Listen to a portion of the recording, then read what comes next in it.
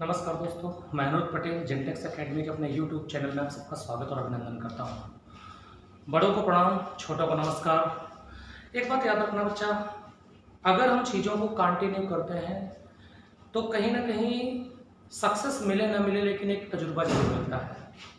Video शुरू करने से पहले मेरी श्रद्धांजलि है उन 8 पुलिसकर्मियों को जो शहादत को प्राप्त हुए। कहीं ना कहीं हमारे संविधान की रक्षा करते हुए उन्होंने अपने प्राणों को न्यौछावर किया। भगवान उनकी आत्मा को शांति दे। अब मैं ले चलता हूँ आपको आगे की तरफ। सब्जेक्ट वर्ब एग्रीमेंट पे हम लोग डिस्कस कर रहे थे, वहाँ पर मैंने काफ़ी चीज़ें आपको समझा दी थी। उसी के कॉन्सेप्ट, उसी सीरीज को मैं आगे बढ़ाता हूँ। उम्मीद है आपको समझ आ रहा होगा, मज़ा आ रहा होगा। और अगर समझ आ रहा है, मज़ा आ रहा है तो इस वीडियो को ज़्यादा से ज़्यादा शेयर करें, लाइक करें, हमारे चैनल को सब्सक्राइब करें।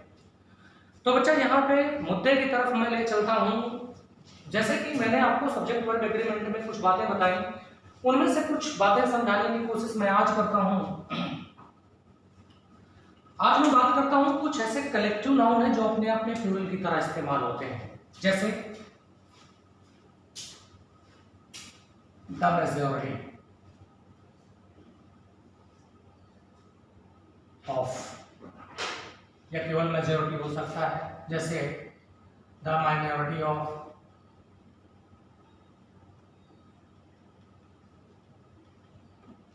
या फिर आपके सामने हो सकता है कैटल,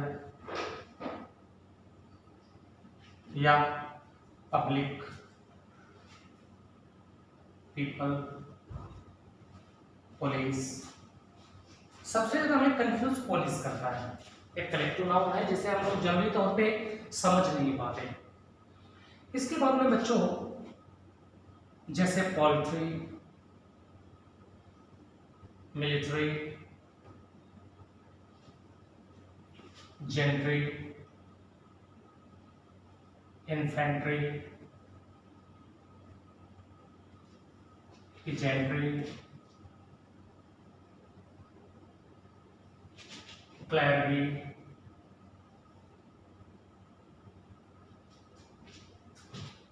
कैवेलरी।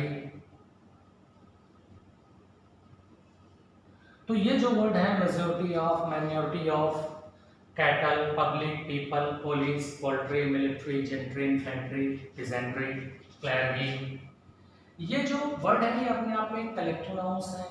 कई बार यहाँ पे हम लोगों से धोखा हो जाता है, समझ नहीं आता कि क्या करें यहाँ पे।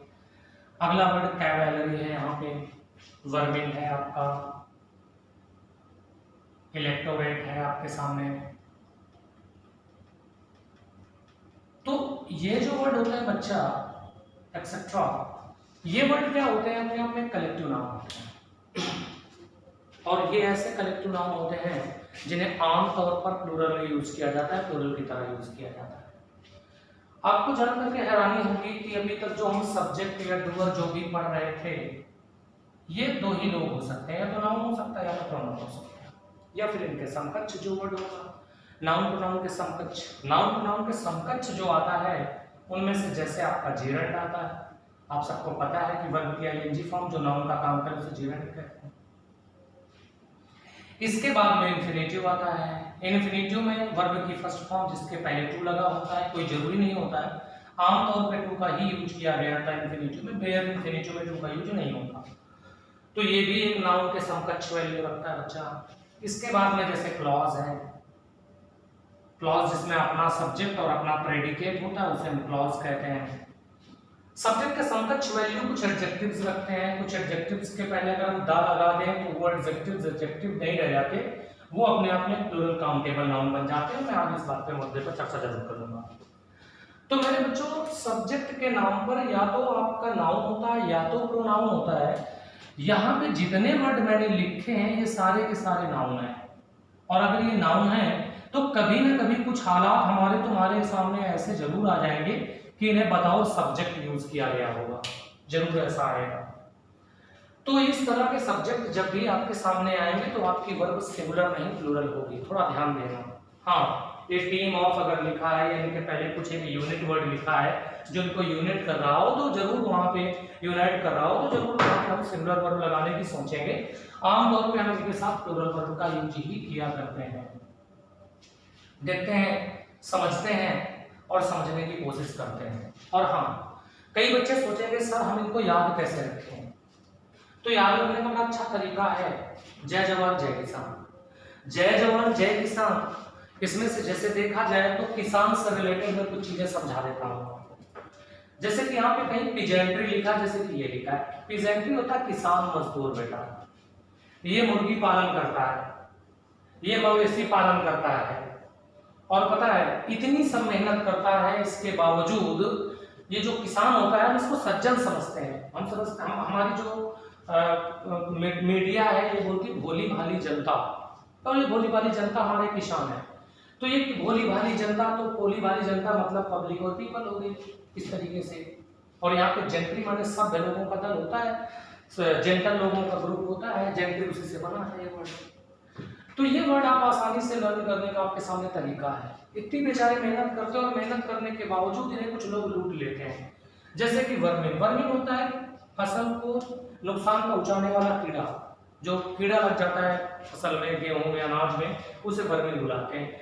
तो ये इसका संबंध, फसल का संबंध किसान से हुआ, तो वर्मिंग का संबंध अगर फसल से है तो हम किसान से इसको रिलेट कर लेंगे। और इसके बाद ये कभी अगर इनसे कुछ गड़बड़ी हो जाती है तो क्लैरिटी, क्लैरिटी होता है पादरी दल, पादरियों का समूह। एक्चुअल में हिंदू पुजारियों पर डिपेंड करता है, मुसलमान मौलवी पर डिपेंड करता है, और ईसाई कहीं ना कहीं पादरियों पर डिपेंड करता है। और यकीन मानिए कि इन सभी धर्मों का अगर बेड़ा गर्क हो रहा है तो केवल इसी वजह से गर्क हो रहा है, इन्हीं लोगों के चक्कर में। हम लोग इनकी बातें सुनते हैं, इनको फॉलो करते हैं, जबकि ये लोग ऐसे, इनमें से 95% लोग बहुत ही करप्ट और बहुत ही बेकार के होते हैं।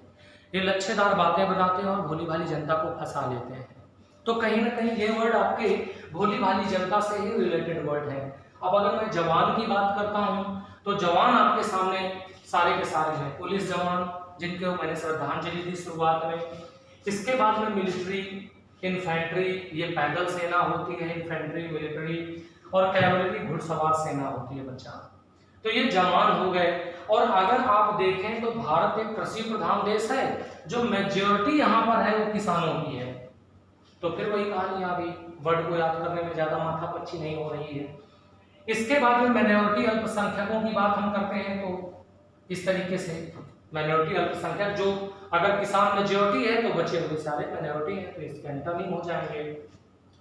एक वर्ड इलेक्टोरेट बच रहा है, तो ये जो इलेक्टोरेट मतदाता होते हैं, मतदाता कोई और नहीं होता बल्कि हमारी भोली भाली जनता ही वोट करती है। तो इस तरीके से इन वर्ड को लर्न करने का तरीका है, एसोसिएट कर लीजिए, और ज्यादा माथापच्ची आपको करने की आवश्यकता बिल्कुल भी नहीं पड़ेगी। तो मेरे बच्चों, अगर इनमें से कोई भी सब्जेक्ट है तो वर्ब प्लूरल आएगी। जैसे कि क्वेश्चन में अगर मैंने सपोज दैट लिख दिया, the majority of the women in this village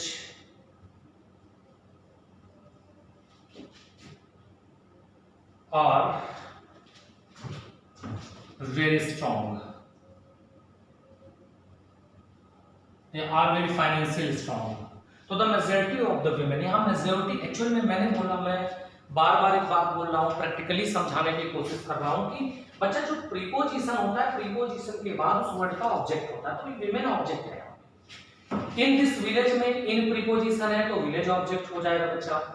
तो आपके पास सब्जेक्ट बचता है मेजॉरिटी, और मेजॉरिटी के हिसाब से वर्ब प्लूरल आ जाएगी। आर का यूज यहाँ पे बिल्कुल गलत नहीं है, कतई गलत नहीं है। तो जब आप इस तरह के क्वेश्चंस करते हो तो आपको ये चीजें समझने की कोशिश करनी होगी, इनको प्रैक्टिकली समझना होगा। और ये सारी चीजें मैंने जैसे बताया, याद करने का एक तरीका, मैं ये इंग्लिश है रट्टा मत मारो इसको जितना ज्यादा प्रैक्टिस करोगे बच्चा उतना ही अच्छा आपको समझ में आएगा, उतना ही आपको मजा आने वाला है। लेकिन तभी आएगा जब आप प्रैक्टिस करेंगे। मैं आगे चलता हूँ, अगले मुद्दे पर चलता हूँ, अगले क्वेश्चन को समझाने की कोशिश करता हूँ। जैसे the electorate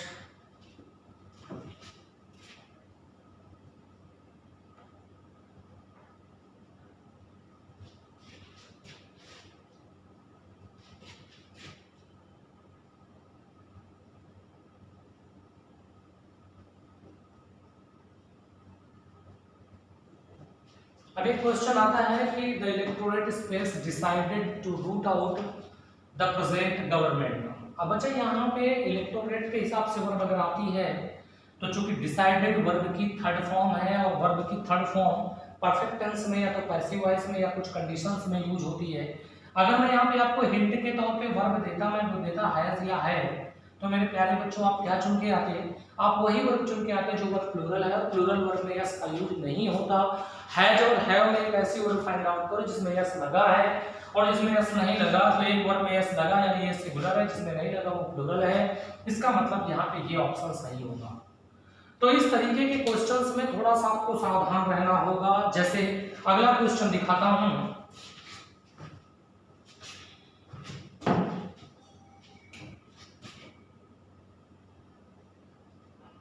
Halku found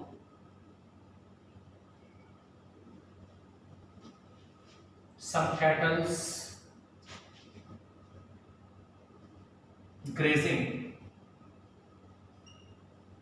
in his field। एक क्वेश्चन आपके सामने आता है कि हल्कू फाउंड सम कैटल्स। बच्चा जब ये प्लूरल्स हैं तो इनमें यस लगाने का सवाल कहां से बन गया, कहां से पैदा हो गया ये सवाल? जब ये अपने आप में प्लूरल है तो इसका मतलब है कि इनमें यस अगर लगाया गया है तो गलत है।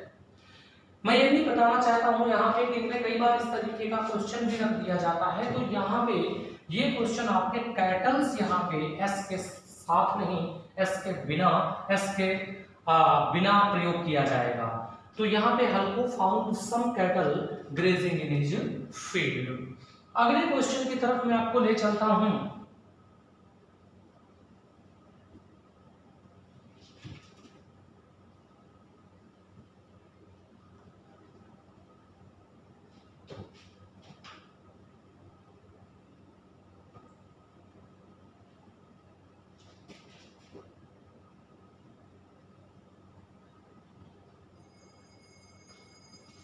अब कहता है कि यहाँ पे there space some cattle in your मीडो।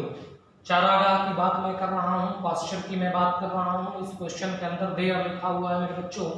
अब हम क्या करेंगे कि वर्ब सेलेक्ट करना है, वाज या वर का यूज यहाँ करना है आपको। आपके सामने वाज है, वर है, इज है, एम है, ये चार वर्ब में से किसी एक का चुनाव करना है। एयरफोर्स में, नेवी में इस तरह के ऑब्जेक्टिव क्वेश्चंस पूछे जाते हैं मेरे बच्चे। यहाँ पे देखा गया कि देयर और देयर में अगर टी नहीं है तो हियर, ये एडवर्ब ऑफ प्लेस हो गया। एडवर्ब ऑफ प्लेस अगर सेंटेंस की शुरुआत में लिखा है, इसका मतलब है कि वर्ब सब्जेक्ट के पहले लिखी गई होगी। यानी एक नजरिए से देखा जाए तो यहाँ पर सब्जेक्ट सम कैटल है। सम कैटल अपने आप में प्लूरल है, और अगर प्लूरल है तो उसमें प्लूरल वर्ब का चुनाव करो, और प्लूरल वर्ब आपके सामने सिर्फ एक आई है, यानी यहाँ पर वर्ब का चुनाव किया जाएगा। तो थोड़ा सा इन चीजों को ध्यान रखना, मोस्टली प्रैक्टिस करना। जितना अच्छा प्रैक्टिस करोगे उतना बेनिफिट आपको होगा। जैसे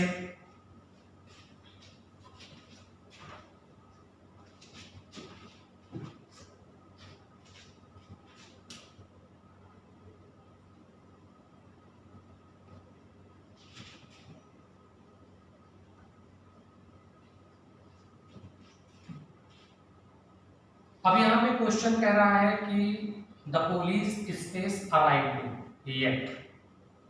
अब यहाँ पे आपको हैज फिल करना है, हैव फिल करना है, और दूसरा हैज नॉट, और दूसरा हैव नॉट। इस तरीके से आपको यूज करना है। मैंने हैव एंड शॉर्टकट लिख दिया उसका। तो मेरे बच्चे अगर आपके सामने एक क्वेश्चन आए तो आपको देखना होगा कि यहाँ पे आएगा कौन। तो आपको पक्का पता है कि द पुलिस लिखा है, द पुलिस में प्लूरल वर्ब को चुनेंगे, या तो हैव सही होगा या तो हैव एंड सही होगा। मेरे बच्चे अगर सेंटेंस की लास्ट में एडवर्ब का यूज किया गया है तो इसका मतलब है ये सेंटेंस प्रेजेंट परफेक्ट में होना चाहिए। पहली बात, सारी वर्ब प्रेजेंट परफेक्ट से हैं।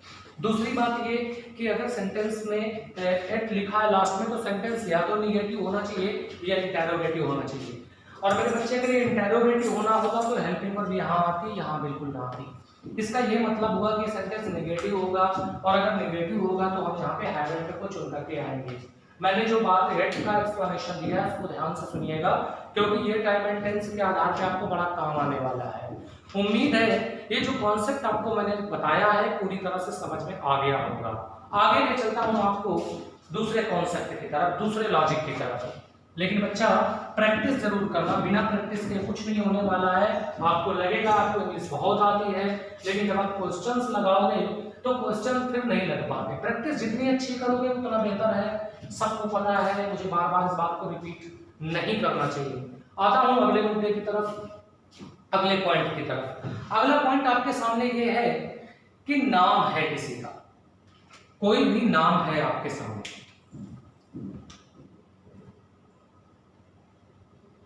अब नाम है तो अगर मैं इसको ग्रामर की लैंग्वेज में बोलूं तो इसे मैं बोल दूंगा प्रॉपर नाउन,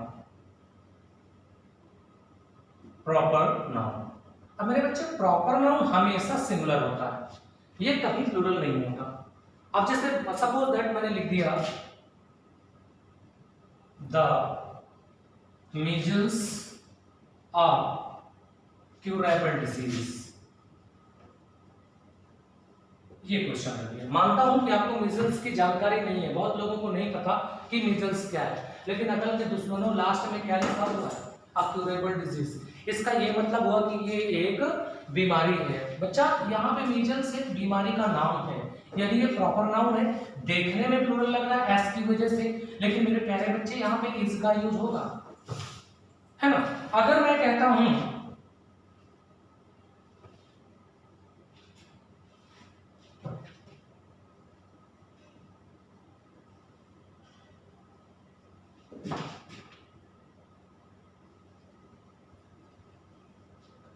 अब मैं कहता हूं कि सिंगल्स खाली जगह एन इन्फेक्टेड डिजीज, ये खाज होती है, तो आपने कहा कि ये इन्फेक्टेड बीमारी होती है, ये किसी को छूने से हो सकती है, इन्फेक्शन हो सकता है, इन्फेक्शन की वजह से हो सकता है, व्हाटएवर।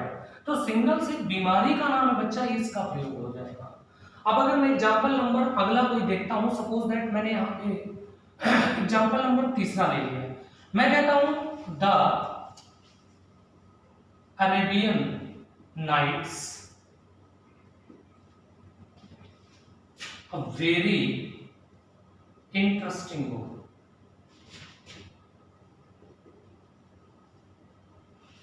ये क्वेश्चन है। अब मेरे बच्चे अगर आपको नहीं भी पता कि अरेबियन नाइट्स क्या है, तो बच्चे यहाँ पे साफ साफ लिखा है कि ये एक दिलचस्प पुस्तक है, आली बाबा 40 चोर। बचपन में हम लोग बोलते थे आली बाबा 40 चोर, घर में घुसे 42 चोर, तो ये जो बोलते थे बेटा इसी से अरेबियन नाइट्स की कहानी है। अब यहाँ पे अरेबियन नाइट्स की बात करता हूँ तो यहाँ पे हम क्या यूज करेंगे, इसका यूज करेंगे, जबकि यहाँ पे एस लगा हुआ है। अगर मैं एग्जांपल नंबर 4 की बात करता हूं, जैसे 3 musketeers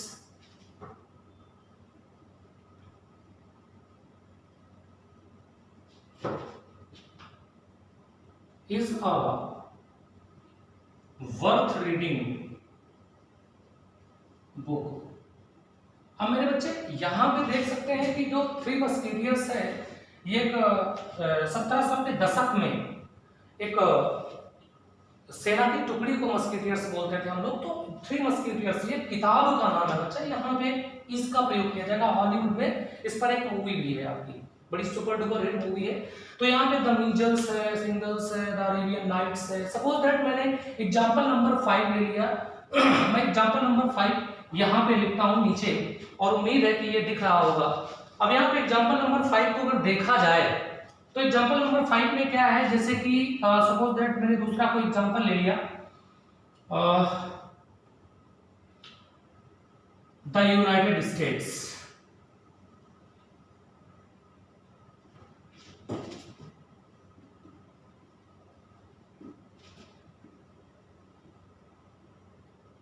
have decided to support India against China। अब यार यहाँ पे द यूनाइटेड स्टेट्स लिखा, यूनाइटेड स्टेट्स जो है ये कंट्री का नाम है। अब अगर ये कंट्री है तो बच्चा यहाँ पे हैव की जगह पे क्या होना चाहिए, हैज होना चाहिए। ये चीज आपको समझनी होगी। एग्जांपल नंबर अगर मैं आपको 6 दिखाता हूँ यहाँ पे, तो आप देख सकते हो कि जब पहले पार्ट में मैंने लिया तो मैंने किसी बीमारी का नाम यहाँ पे उठाया। दूसरे नंबर पे जो मैंने चर्चा करी हुई है वो आपकी बुक्स के नाम पे है, किताबों के नाम की है। तीसरे नंबर पे मैंने देश के नाम की चर्चा यहाँ पे करी हुई है। अब मैं चौथे नंबर पे कुछ एग्जांपल्स यहाँ पे लूंगा और दिखाने की कोशिश करूंगा, समझिएगा आप लोग, देखिएगा जरा क्या स्थिति क्या हालात हैं आपके। देखते हैं क्वेश्चन नंबर अगला देखते हैं कि जैसे लिखा बिलियर्ड्स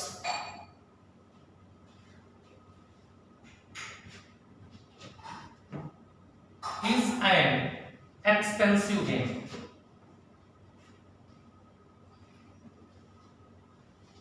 अब इस क्वेश्चन के अंदर बिलियर्ड्स से खेल का नाम मिलना, यानी खेल का नाम है, बीमारी का नाम है, देश का नाम है, यानी कोई भी प्रॉपर नाउन है तो हम उसे सिंगुलर की तरह ट्रीट करते हैं।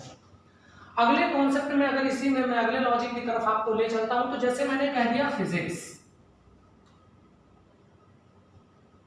Physics is very tough subject। अब इस क्वेश्चन के अंदर मैंने फिजिक्स लिया, फिजिक्स एक सब्जेक्ट का नाम है बच्चा, इसके वर्ड क्या आ गई, इज का प्रयोग हुआ। अगर मैं यहां पे मैथमेटिक्स कर देता, mathematics is very easy to understand, ये क्वेश्चन आता है उसका। अब यार इस क्वेश्चन के अंदर मैथमेटिक्स आता है, मैथमेटिक्स एक सब्जेक्ट का नाम है और सब्जेक्ट है तो वर्ब सिंगुलर आ गई है। कभी कभी क्या होता है कि यहाँ पे कुछ एग्जामिनर कुछ इस तरह की खुराफात कर देते हैं, इनके साथ पजेसिव लगा देते हैं, डिटरमिनर्स लगा देते हैं। और बेटा अगर पजेसिव लगा दिया गया, चूंकि ये सब्जेक्ट है, अगर पजेसिव लगा दोगे तो किसी के बाप का सब्जेक्ट है क्या ये, यानी सब्जेक्ट पे किसी का पजेशन नहीं होता, इसका मतलब यहाँ पे लॉजिक बदल गया।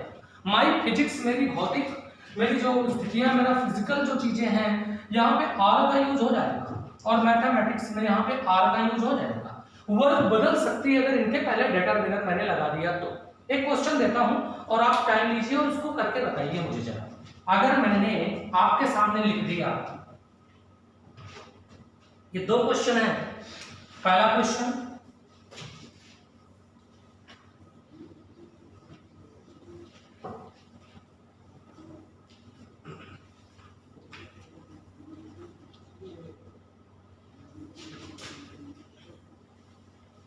एक क्वेश्चन मैंने लिखा politics space very interesting subject, दूसरे क्वेश्चन में लिखा योर पॉलिटिक्स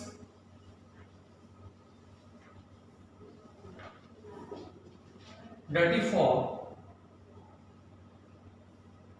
आवर फैमिली। इस तरीके का क्वेश्चन मैं लिखा। दोनों क्वेश्चन में अपना दिमाग लगाइए और बताइए वर्ब क्या फिल करेंगे। वर्ब फिल करने का वही ऑप्शन है, इस, एम, आर में से किसी एक का चुनाव करना है। आपको पता है कि पहले में पॉलिटिक्स एक सब्जेक्ट है, और अगर ये सब्जेक्ट है तो यहाँ पर पॉलिटिक्स के लिए हमें सिंगुलर वर्ब यूज करनी है, और यहाँ पर पॉलिटिक्स से पहले डिटरमिनर आ गया, और डिटरमिनर आ गया तो किसी बाप का सब्जेक्ट नहीं है। इसका मतलब है यहाँ पे इसका लॉजिक बदल रहा है, और लॉजिक बदलने पर हम यहाँ पे आर का यूज कर देंगे। तुम्हारी राजनीति जो तुम खुराफात करते हो, बैक बाइटिंग करते हो, वो यहाँ पे। तो यहाँ पे एक बात है, एक विषय का नाम अगर आता है, विषय का नाम अगर आता है तो बच्चा वहां पे हमें क्या करना है, उनके लिए हमें एक सिंगुलर वर्ब का यूज करना है। तो इस तरीके की चीजें आप हमेशा ध्यान रखना। लेकिन अगर मैं कह देता the Himalayas to the north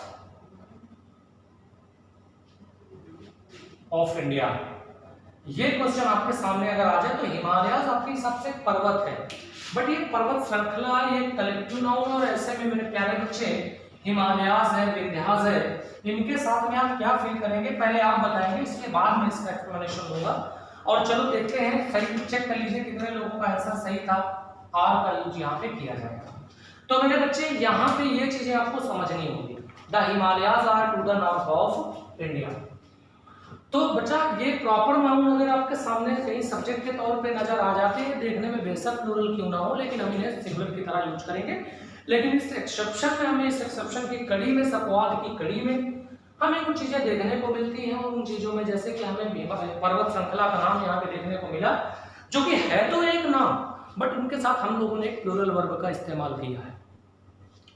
अगले कॉन्सेप्ट, अगले लॉजिक की तरफ मैं आपको ले चलता हूं। अगला लॉजिक है बच्चा आपका, जैसे कि मैंने आपसे बोला था कि अगर आपके सामने कुछ एडजेक्टिव्स है जिन्हें सब्जेक्ट की तरह पेश किया गया हो तो वर्ब प्लूरल यूज की जाती है। अब जैसे मैंने कर दिया,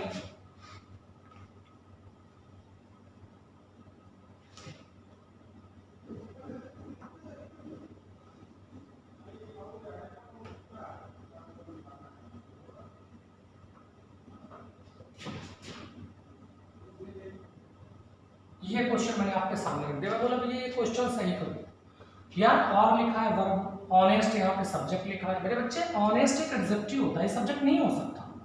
सब्जेक्ट होने के लिए इसे नाउन होना चाहिए। थोड़ी देर पहले मैंने बताया था नेशनल परमिट होना चाहिए इनके पास। सब्जेक्ट वही होगा जिसके पास नेशनल परमिट होगा। नाउन या प्रोनाउन, ऑनेस्ट को अगर नाउन बनाओगे तो दा लिख दोगे और बन जाएगा the honest are respected by all. अब मैं जैसे क्वेश्चन लिखता हूं द ओल्ड स्पेस हेल्पलेस।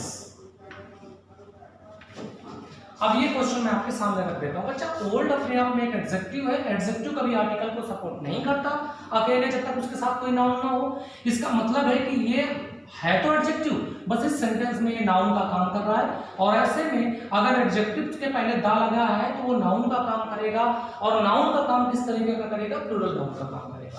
और अगर ये प्लूरल है तो भाई मेरे यहाँ पे प्लूरल वर्ब का यूज कर दिया जाएगा। जैसे मैं क्वेश्चन लिखता हूं the rich hates the poor. अब इस क्वेश्चन को अगर देखा जाए, आपके लिए टाइम है 10 सेकंड का टाइम देता हूं। इसको क्वेश्चन को बताइए आप लोग, कमेंट बॉक्स में टाइप करिए और देखते हैं क्या हो पाता है। तो बेटा यहाँ पे द रिच अपने आप में रिच एक एडजेक्टिव है। एडजेक्टिव के पहले अकेले कभी दा का यूज नहीं होता। इसका मतलब एडजेक्टिव यहाँ एडजेक्टिव ना हो करके यहाँ पर सब्जेक्ट का काम कर रहा है। और अगर ये सब्जेक्ट है तो ये प्लूरल सब्जेक्ट है। और प्लूरल सब्जेक्ट है तो वर्ब प्लूरल होनी चाहिए। वर्ब प्लूरल तभी होगी जब उस वर्ब पे एस या एस का यूज नहीं होगा। तो जहां हेट्स लिखा है वहां पे हमें हेट का यूज करना होगा। ये चीजें आपको समझनी होगी, प्रैक्टिस करनी होगी इनके बारे में। अगला क्वेश्चन फिर से हम उठाते हैं और अगला क्वेश्चन जो है देखते हैं वो क्या है। अगला कॉन्सेप्ट, लेकिन अगले कॉन्सेप्ट में जाने से पहले जो हमने प्रैक्टिस करके सीखा वो यही सीखा कि दा लगाने से कुछ एडजेक्टिव्स ऐसे होते हैं, कुछ एडजेक्टिव्स ऐसे होते हैं जो अपने आप में प्लूरल काउंटेबल नाउन बन जाते हैं। और ऐसा आपने देखा भी प्रैक्टिकली। अगर मैं बात करूं तो जैसे आपने द रिच देखा, जैसे आपने द पुअर देखा, जैसे आप द ब्लाइंड देख सकते हो, अंधे लोग, द नीडी जरूरतमंद लोग। आप यहाँ पे द ओल्ड बूढ़े लोग, यहाँ पे द ऑनेस्ट ईमानदार लोग। तो इस तरीके से बच्चा ये क्या है अपने आप में एक एडजेक्टिव्स तो है, लेकिन यहाँ इनका काम जो है वो सब्जेक्ट की तरह है, एक नाउन की तरह है। मेरे बच्चे अगर मैं छोटा सा एग्जांपल आपको देता हूँ, मान लेता हूँ कि ये एक मार्कर है या सपोज दैट मैं दूसरा एग्जांपल ये डस्टर है, सपोज दैट ये डस्टर है, सपोज क्या है ये डस्टर। अब अगर मैं इससे इसको साफ करूंगा तो ये सफाई करने का काम करेगा, लेकिन अगर मैं इसको आपकी नाक में मार दूंगा जोर से तो क्या होगा? आप मर जाओगे। इसका ये मतलब वो बच्चा कि ये काम पे डिसाइड करेगा ये क्या है। मारा तो टूल है, मैंने इसे मैंने इसको आर्म्स की तरह इस्तेमाल किया, एक औजार की तरह इस्तेमाल किया। तो बच्चा वैसे यहाँ पे भी होता है। एक चुनरी है, चुनरी सर पे डालो तो आपकी लज्जा, आपकी शर्म को दर्शाती है। सर पे डालो धूप से बचाती है, लेकिन अगर उसी को फांसी का फंदा लगा किसी को मार दो तो वो एक हथियार बन जाता है, एक औजार बन जाता है वो। तो इसी तरह इंग्लिश भी है बच्चा, यहाँ पे चीजें डिपेंड करती हैं वहां को यूज कैसे किया गया है। अब इस बात को समझाने के लिए मैं यहाँ पे कुछ पॉइंट कुछ यहाँ पे रखता हूं। जैसे कि सपोज दैट मैं आपको दो क्वेश्चन लिखता हूं। जैसे पहला क्वेश्चन, एग्जांपल नंबर पहला, यू स्पेस अ स्टूडेंट। दूसरा question, you space a second person pronoun.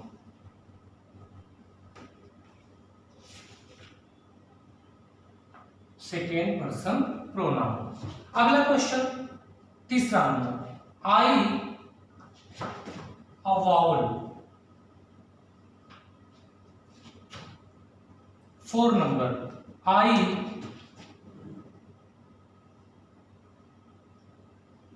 A teacher of English language.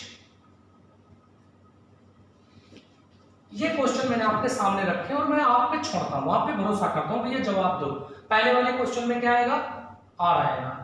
दूसरे क्वेश्चन में क्या आएगा? आर आएगा, नहीं आएगा, इज आएगा। इज क्यों आएगा बच्चा? क्योंकि इज यू यहाँ पे एज ए नाउन काम कर रहा है, यू यहाँ पे एज ए प्रोनाउन काम कर रहा है। चेक कर लो, यू एक सेकंड पर्सन प्रोनाउन है जिसका यूज हमेशा सुनने वाले के लिए किया जाता है। तो यू आर स्टूडेंट, स्टूडेंट कौन है? जो बंदा सुन रहा है। अब कह रहा है एक सेकंड पर्सन प्रोनाउन, यू एक सेकंड पर्सन प्रोनाउन है, तो सुनने वाला सेकंड पर्सन प्रोनाउन है या यू सेकंड पर्सन प्रोनाउन है? हाँ, यहाँ पर यू सेकंड पर्सन प्रोनाउन है। बेटा जब इसको हिंदी ट्रांसलेट करोगे तो यहाँ आप निकलेगा और हिंदी ट्रांसलेशन में इसका यू ही मतलब निकलेगा। अगले क्वेश्चन में आई एक वाउल है, तो आई क्या है? आई एक वाउल है, यानी यहाँ पे आई के साथ हम इज का यूज करेंगे क्योंकि इज आई यहाँ पे नाउन का काम कर रहा है, इंट्रोडक्शन चल रहा है यहाँ पे। जबकि अगले क्वेश्चन नंबर 4 में टीचर ऑफ इंग्लिश, ये कौन टीचर ऑफ इंग्लिश है भैया? जो बंदा बोल रहा है, और ये बोल कौन रहा है? ये बोल मैं रहा हूँ। फर्स्ट पर्सन प्रोनाउन, जो बोल रहा है उसके लिए फर्स्ट पर्सन प्रोनाउन प्रयोग होता है। इसका मतलब है आई यहाँ पे प्रोनाउन है और इस वजह से आई के साथ हम क्या यूज करेंगे? एम का यूज करेंगे बच्चा। तो ये डिपेंड करता है सेंटेंस के अंदर आप उसको यूज कैसे कर रहे हो, हालात पे डिपेंड करता है। सपोज दैट मैंने कर दिया it is raining, it is raining. अब मेरे बच्चे यहाँ पे रेनिंग अपने आप में एक वर्ब है, लेकिन अगर मैंने दूसरा क्वेश्चन लिख दिया the rain is falling, the rain is falling, यार ये क्वेश्चन मैंने लिख दिया बच्चा वही रेन यहाँ पे नाउन का काम कर रहा है। तो ये डिसाइड करता है कि यहाँ पे काम किसका है इसका। ये चीज बहुत ज्यादा जरूरी है आपके लिए। आप सिद्धांतों को रट नहीं सकते, वो रट्टा मार प्रोसेस जो था वो जूनियर तक था चीजों को समझाने के लिए। इवन हम लोगों ने इंटरमीडिएट तक भी वही किया, और अगर आज हम वही करते हैं, वही गलती करेंगे, तो बच्चा एक दिन आएगा जब आपको बहुत बुरे परिणाम भुगतने होंगे पढ़ाई को लेकर के। अगले क्वेश्चन की तरफ मैं ले चलता हूँ, अगले लॉजिक की तरफ मैं ले चलता हूँ। और अगला लॉजिक आपके सामने ये है कि कुछ वर्ड ऐसे होते हैं कि जिनको हम लोग अनकाउंटेबल की तरह ट्रीट करते हैं, और ऐसे में उनके साथ हमें वर्ब जो होती है वो सिंगुलर यूज करना होता है। जैसे मैं बात करता हूं एविडेंस की, जैसे मैं बात करता हूं यहां पे इक्विपमेंट की, जैसे बात करता हूं पोएट्री की, जैसे आपका वर्ड आता है म्यूजिक, जैसे आपका वर्ड आता है हेयर, जैसे वर्ड आता है आपका फर्नीचर, जैसे आपका वर्ड है न्यूज, जैसे आपका वर्ड है traffic, of spring, advice, work. याद रखना वर्क का मतलब यहां कार्य से है, इतना बात याद रखना, क्योंकि वर्क मतलब साहित्यिक रचनाएं अगर है तो वर्क होता है वहां पे। इसके बाद में वर्ड, वर्ड का मतलब यहां वचन से है बच्चा। तो ये कुछ ऐसे वर्ड हैं आपके जो अनकाउंटेबल की श्रेणी में आते हैं। जैसे हम लोग की से गलतियां होती हैं, जैसे ब्रेड को लेकर के है, अब हम लोगों से पूछा जाता है कि खाना खाया, हाँ 16 पराठे खाए हमने, तो भैया ये ब्रेड जो है ये अनकाउंटेबल कैटेगरी में इंग्लिश में आता है। ये आप जो खाते हो फ्लोटिला होता है वो ब्रेड नहीं होता है, ठीक है बच्चा।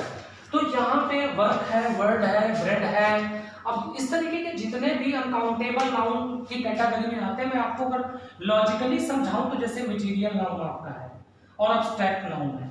मेरे बच्चे आपको बचपन में पढ़ाया गया था मटेरियल अब्स्ट्रैक्ट के बारे में, अब्स्ट्रैक्ट नाउन के बारे में। एक बार बताना चाहूंगा, अगर किसी चीज के निर्माण में किसी वस्तु का, किसी नाउन का इस्तेमाल किया गया है तो वो नाउन वहां पे मटेरियल हो जाएगी। फॉर ए काइंड इंफॉर्मेशन, जैसे इस बोर्ड को बनाने में सनमाइका और ये आपका एल्यूमिनियम का फ्रेम और इसको फिक्स करने के लिए लोहे की कील लगी हुई है, तो ये सारी की सारी चीजें, कील बनाने में लोहा प्रयोग हुआ तो लोहा अनकाउंटेबल हो गया, मटेरियल हो गया। मार्कर को बनाने में प्लास्टिक यूज हुआ है तो ये मार्कर में जो प्लास्टिक है वो अनकाउंटेबल नाउन हो गया। ये हेडफोन को बनाने में रबर इस्तेमाल हुआ है तो ये अनकाउंटेबल नाउन हो गया। तो मेरे बच्चे ये कुछ वर्ड ऐसे होते हैं, मैंने इन वर्ड को इसलिए लिख दिया है यहाँ पे, पेपर में अक्सर ये पूछे जाते हैं। नाउन एंड नंबर में जब मैं चीजें पढ़ाऊंगा तो थोड़ी चीजें और थोड़ा आपको बेहतर समझ में आ जाएंगी। अगर मैं यहाँ पे बात मैं नॉलेज की कर देता हूं, मैं बात यहां लगेज की कर देता हूं, तो ये वर्ड क्या होते हैं बेटा, ये अपने आप में अनकाउंटेबल कैटेगरी में बहुत सारे वर्ड है। Knowledge, luggage, baggage, homage, espionage, wastage, मैं आगे चर्चा करूंगा। मैं मेन वर्डों को यहाँ डिस्कस कर दे रहा हूँ। तो यहाँ पे जैसे एविडेंस है, इक्विपमेंट है, पोएट्री है, म्यूजिक है, हेयर है, फर्नीचर है, न्यूज है, ट्रैफिक है, ऑफ स्प्रिंग है, एडवाइस है, वर्क है, वर्ड है, ब्रेड है, नॉलेज है, लगेज है, बैगेज है, ठीक है ना।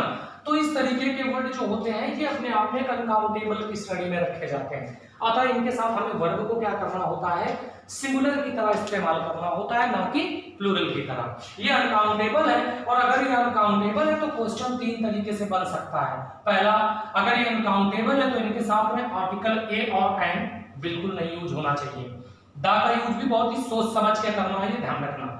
तो अगर आप आर्टिकल दा का यूज करते हैं तो बहुत ही सोच समझ के आप यहाँ पे आर्टिकल दा का यूज करें, ये समझ लीजिए। जल्दबाजी बिल्कुल न करें, बहुत ही विचार करने के बाद ही आर्टिकल का यूज करें दा का। दूसरा पॉइंट, इनके साथ ये सफिक्स इसलिए नहीं होगा क्योंकि ये अनकाउंटेबल है, और अगर इन्हें बतौर सब्जेक्ट यूज किया गया है तो हम ऐसी वर्ब यूज करें जो सिंगुलर होगी। और बच्चा जरा एक बार बताइए सिंगुलर वर्ब कैसी होती हैं? हाँ हाँ, सोचो सोचो जरा। वेरी गुड, बिल्कुल सही जवाब है एस या ईएस के साथ की वर्ब। जब मैं कहूं बोलने के लिए तो बोलिए जरूर, अपने आप को प्रोफेसर मत समझिए बच्चा। आगे मैं ले चलता हूं आपको, इससे रिलेटेड कुछ एग्जांपल्स आपको दिखाता हूं। एग्जांपल्स क्या हैं? जैसे कि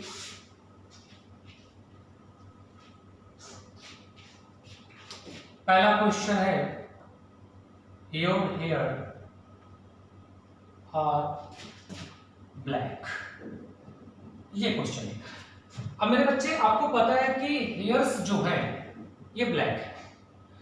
अब यार यहाँ पे बाल तेरे काले हैं, इसका मतलब हेयर तो अनकाउंटेबल था। अनकाउंटेबल में तो ऐसा ही सकता है, पहली गलती तो ये मिल गई हमको, यानी हम यहाँ पे करेंगे हेयर। इसके बाद बच्चा आर की जगह पे हम लिखेंगे इज। ध्यान दीजिएगा मेरी बात पे। लेकिन अगर मैं ये कह दूं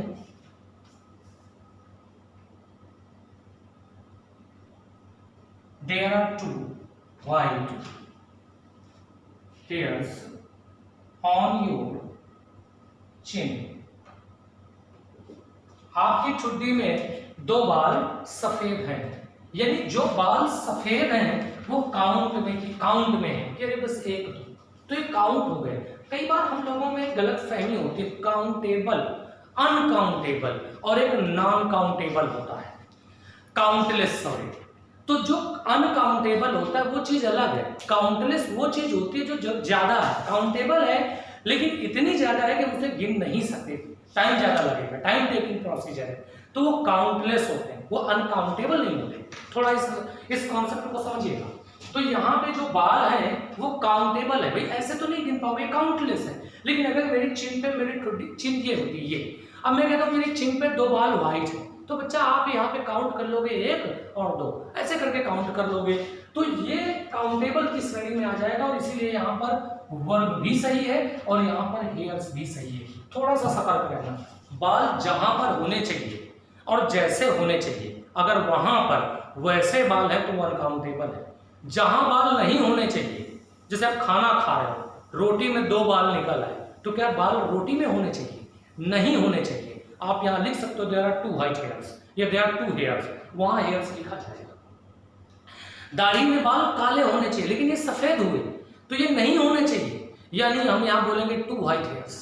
अब अगर पूरे बाल सफेद है तो काउंटलेस की श्रेणी में चले जाएंगे, उनको अनकाउंटेबल आप कंसीडर कर दोगे। अगर मैं कह दूं कि तुम्हारे बाल सफेद है तो योर हेयर इज व्हाइट होगा वहां पे, ये ध्यान रखना। ये चीज अक्सर आपको कंफ्यूज करती है। एग्जाम्पल नंबर में तीसरा लेता हूं। तीसरे एग्जाम्पल में अगर मैं कहता हूं these news are not correct, ये खबरें सही नहीं। अब मेरे बच्चे यहां पे देखोगे तो दीज तो तभी यूज होता है जब आपके सामने प्लूरल काउंटेबल नाउन आया हो। बच्चा चाहिए तो प्लूरल काउंटेबल नहीं है, ये तो अनकाउंटेबल नाउन है। अब ये अनकाउंटेबल है, इसको प्लूरल चाहिए, इसका मतलब है कि हम दीज को हटा के यहाँ पे दीज का सिंगुलर दिस कर दें, और बेटा जहां आर लिखा है वहां पे क्या कर दें? इज कर दें। अब मैं यहाँ पे एग्जाम्पल नंबर 4 देता हूं। चौथा एग्जाम्पल है आपका, the knowledge of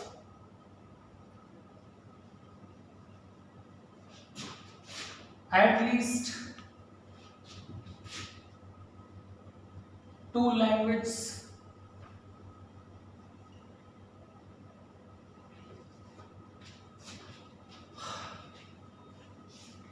necessary for the clerk post। ये क्वेश्चन आ गया आपके सामने कि भैया क्लर्कियल पद के लिए हमें कम से कम 2 लैंग्वेज तो आनी चाहिए। अब यार यहाँ पे इज़मान वाज़वर का चयन करने के लिए आ जा भैया कि भैया चुनो, किसको चुनोगे यार? तो आपको तो पता है कि इस सेंटेंस में जो ऑफ लिखा है ये प्रीपोजिशन है। एटलीस्ट 2 लैंग्वेज जो लिखा है इसका ऑब्जेक्ट हो जाएगा। सब्जेक्ट बचा करो कनौला दिए यानी नॉलेज। अब नॉलेज के हिसाब से अगर वर्ब हम यूज करेंगे तो क्या यूज करेंगे? इज का यूज करेंगे, है ना? तो ये चीज आपको थोड़ी ध्यान रखनी है। अब चूंकि नॉलेज में मैंने बात की अनकाउंटेबल नाउन होता है, हाँ, तो आपके दिमाग में ये भी बात आ सकती है कि सर जी अभी तो आप बोल रहे थे कि द लगाते समय सोचना पड़ेगा। जब भी कभी दो डिफरेंट कैटेगरी के नाउन ऑफ से कनेक्ट है तो पहले वाले नाउन के साथ आर्टिकल द का यूज इसलिए कर दिया जाता है क्योंकि वहां पर उस नाउन को स्पेसिफाइड किया गया होता है। और आर्टिकल द का काम ही होता है संज्ञा को, नाउन को स्पेसिफाइड करना। तो मेरे बच्चे यहाँ पर मैंने कुछ बातों पर चर्चा की, कुछ बातों पर प्रकाश डाला। अब मैं आपको ले चलता हूं दूसरे मुद्दे पर। जो मैंने कलेक्टिव नाउन वाला लॉजिक समझाया था वहां पर मैं फिर से कुछ चीजें समझाने की कोशिश कर रहा हूं। कलेक्टिव नाउन जो पब्लिक पीपल जय जवान जय किसान वाला था वहां पर कुछ चीजें आपको ध्यान देनी होगी। ध्यान बच्चा ये देना होगा कि कलेक्टिव नाउन में जैसे आपका जूरी वर्ड आता है, जैसे आपका गवर्नमेंट वर्ड आता है, जैसे आपका यहाँ पे कमिटी वर्ड है, जैसे आपका क्लास है, जैसे आपका टीम है, जैसे आपका यहाँ पे फैमिली है। मेरे बच्चा ये जो कलेक्टिव नाउन्स हैं इनको यूज करके देखना, इनको चेक करना है कि अगर ये किसी यूनिटी को रिप्रेजेंट कर रहे हैं, अगर ये किसी यूनिटी को रिप्रेजेंट कर रहे हैं तो मेरे बच्चे जो वर्ब यूज करोगे वो सिंगुलर यूज करोगे। तो मुझे बताओ जरा सिंगुलर वर्ब क्या होती है? बिल्कुल सही जवाब है, सिंगुलर वर्ब वही वर्ब होती है जिस वर्ब में एस लगा होता है और इसके साथ जो पजेसिव किया जाता है वो इट्स का यूज किया जाता है। अगले क्वेश्चन में अगला जो क्वेश्चन है वो आपके सामने दूसरा पॉइंट आता है और वो है कि अगर इनमें डाइवर्सिटी है, इनमें डाइवर्सिटी मतलब विभाजन, आपसी मतभेद, वैचारिक मतभेद अगर है तो मेरे बच्चे इनके साथ जो वर्ब आएगी प्लूरल आएगी और पजेसिव के जिनके लिए डियर का यूज किया जाएगा। मेरे बच्चे ये ध्यान रखना। तो ये चीजें आपको थोड़ा सा यहां समझनी होगी। अब मैं इसको प्रैक्टिकली समझाने की कोशिश कर रहा हूं। प्रैक्टिकली क्वेश्चन देखता हूं। पहला क्वेश्चन क्या है?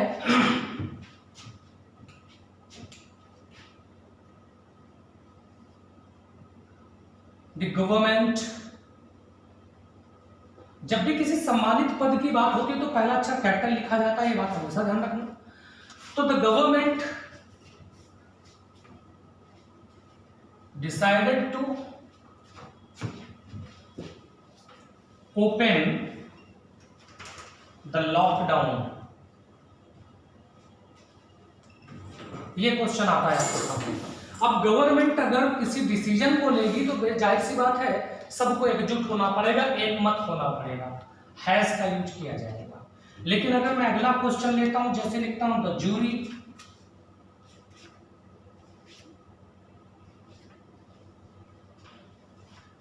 Divided in their verdict, verdict फैसला। अब इस क्वेश्चन को लेकर के मैं कहता हूं जूरी अपने फैसले को लेकर के डिवाइडेड थी। अब यहाँ पे अगर मैं पास्ट की बात करता हूं तो पास्ट में इकलौती प्लूरल वर्ब है वर्ब। यहाँ पे वर्ब इसलिए यूज किया जाएगा क्योंकि यहाँ पे जो आपका जो आपकी क्या कहते हैं जूरी है वो डिवाइड है, मतभेद है किसी चीज को लेकर के। अब मैं यहाँ पे दूसरा पॉइंट आपको समझाता हूँ, दूसरा एग्जाम्पल दिखाता हूँ यहाँ पे।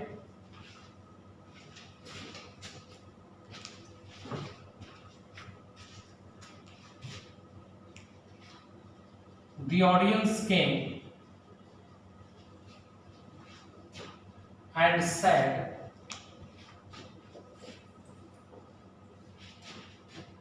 chairs। ये क्वेश्चन बच्चा आपके सामने आता है। अब इसमें यार पजेसिव का चुनाव करना है।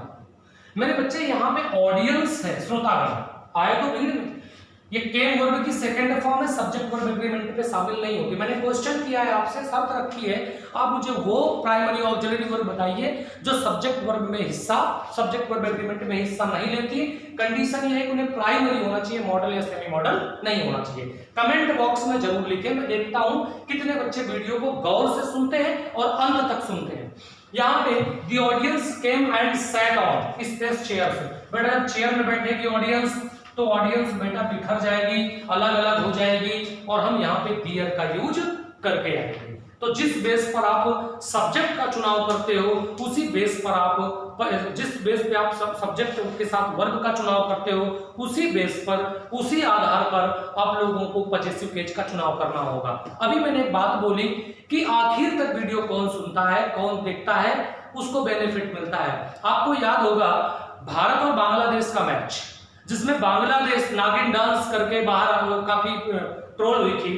बांग्लादेश टीम ने क्या किया था कि जीत घोषित कर दी थी, वो जीत मान चुका था, अपने आप को जीता हुआ, लेकिन दिनेश कार्तिक ने आते ही आखिरी गेंदों में पासा पलट के रख दिया था। बहुत बार ऐसा होता है बच्चा कि जो लोग पहले ज्यादा जल्दबाजी में कदम उठाते हैं वो अक्सर मुसीबत का सामना करना पड़ता है, अक्सर उन्हें मुसीबत मोल लेनी पड़ती है। समझदार है, पूरा वीडियो जरूर सुने और पूरा वीडियो देखें, क्योंकि जब पूरी चीजें सुनेंगे देखेंगे तो चीजें आपको और बेहतर समझ में आएंगी।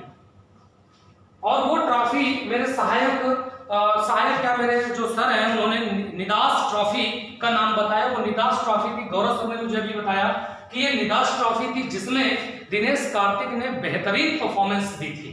तो मैं आगे ले चलता हूं आपको अगले कॉन्सेप्ट की तरफ। अगला कॉन्सेप्ट कहता है बेटा एचडी। आप जब भी कोई फोन लेते हो तो एचडी क्वालिटी देखते हो, एचडीए। यहाँ एचडीए का मतलब हाइट, डिस्टेंस और अमाउंट की बात मैं कर रहा हूं बेटा। यहां पर आपका वेट भी हो सकता है, कोई भी हो सकता है। अगर आपके सामने कोई प्लूरल काउंटेबल नाउन, बच्चा ध्यान से सुनना मेरी बात को, अगर कोई प्लूरल काउंटेबल नाउन, एक बार ध्यान से सुनिएगा, कोई भी प्लूरल काउंटेबल नाउन किसी fix height, distance, amount, weight का जिक्र करती है, को एक्सप्रेस करती है, वर्ब सिंगुलर यूज की जाएगी मेरे बच्चे। अगर मैं कह दूं कि 5 माइल्स, अब यहां पे 5 लिखा है बच्चा, प्लूरल है, 5 miles not a long distance, long distance. तो यहां पे 5 miles space not long distance, बेटा यहाँ पे माइल्स तो प्लूरल है लेकिन एक फिक्स डिस्टेंस को दिखा रहा है, इसलिए हम यहाँ पे क्या यूज करेंगे, इज का यूज करेंगे। अगर मैं कह दूं 10,000